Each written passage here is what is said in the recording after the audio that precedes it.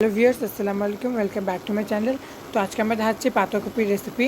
তো সেটার জন্য আমরা এখানে ছোটো সাইজের একটা পাতাকপি নিয়ে এইভাবে কুচি করে রেখে নিচ্ছি। এখন আমরা প্যানে এটা দিয়ে চুলা অন করে এটাকে ভাপিয়ে নিই। তো রেসিপিটা করার জন্য এখানে আমরা নিয়ে নিচ্ছি 1 কাপ বুটের ডাল, যা আমরা এইভাবে সিদ্ধ করে নিয়েছি। আর এখানে রয়েছে 2 মুঠো মসুর ডাল, যা আমরা কিছুক্ষণ পানিতে ভিজিয়ে রেখে দিয়েছি। তো আমাদের পাতাকপিটা সিদ্ধ করা হয়ে গেছে। এখন আমরা একটি প্যান বসিয়ে সেখানে তেল দিয়ে দিচ্ছি।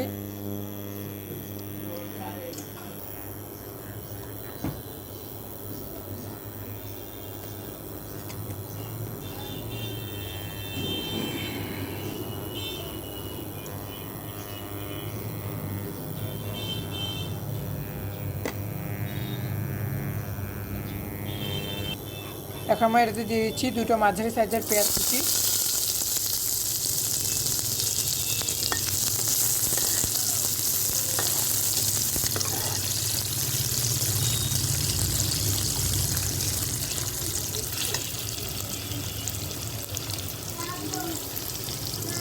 তো এখন আমরা দিয়ে দিচ্ছি 6-7টা কাঁচামরিচ, যা আমরা অর্ধেক করে নিয়েছি। আপনারা আপনাদের স্বাদ অনুসারে দিতে পারেন।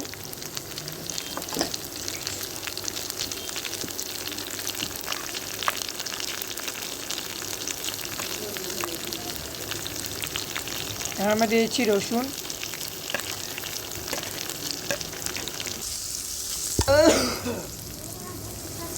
তো এখন আমরা এখানে দিয়ে দিচ্ছি 1 কাপ পরিমাণ দেশি আলু, যা আমরা এইভাবে কেটে নিয়েছি ফ্রেঞ্চ ফ্রাইয়ের মতো।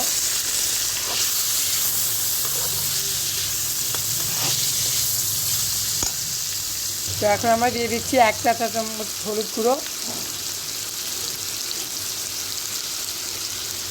এবং স্বাদ মতো লবণ।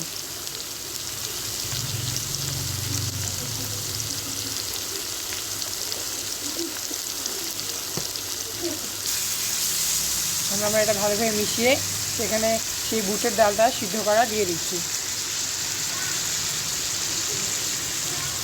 এবার ভিজে রাখা মসুর ডালটাও আমরা দিয়ে দিচ্ছি, দিয়ে এটাকে আমরা ভালোভাবে মিশিয়ে নিচ্ছি। তো এখন আমরা এটাকে ভালোভাবে মিশিয়ে নিয়ে দিয়ে দিচ্ছি 1 কাপ পরিমাণ পানি।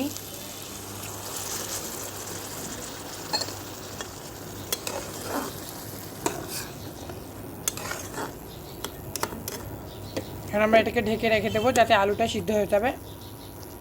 এখন আমরা ঢেকে কিছুক্ষণ পর ফিরে। তো আলুটা সিদ্ধ হয়ে আসছে।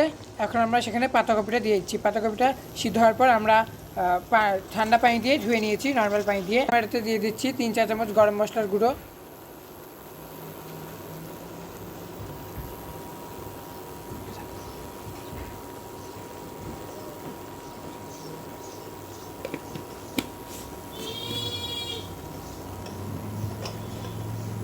এখন আমরা এটাকে ভালোভাবে মিশিয়ে নিচ্ছি।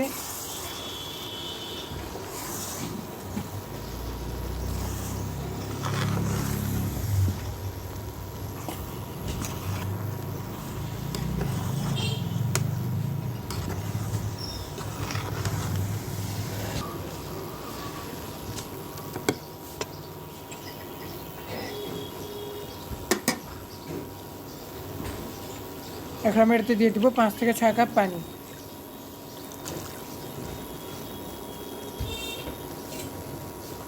তো এখন আমরা পানি দেওয়ার পর এটাকে কিছুক্ষণ ঢেকে রেখে দেবো, যতক্ষণ এটা ভালো করে পানিটা শুকিয়ে না যায় এবং সিদ্ধ হয়ে যায়।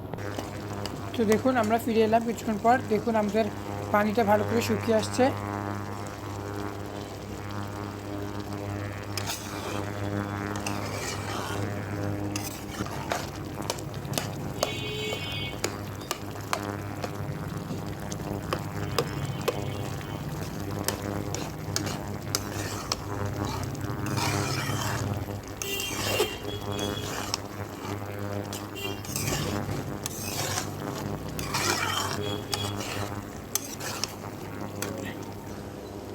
তো আবারও ফিরে এলাম। দেখুন আমাদের পাতাকপির রেসিপি রান্না হয়ে গিয়েছে। এখন আমরা এটা চুলা থেকে নামিয়ে নেব। তো দেখুন আমাদের রেসিপিটা তৈরি হয়ে গিয়েছে। তো ভিডিওটি ভালো লাগলে লাইক করবেন, কমেন্ট করবেন, শেয়ার করবেন আর সাবস্ক্রাইব মাই চ্যানেল। দেখা হবে পরের ভিডিওতে। ততক্ষণ ভালো থাকবেন। ধন্যবাদ।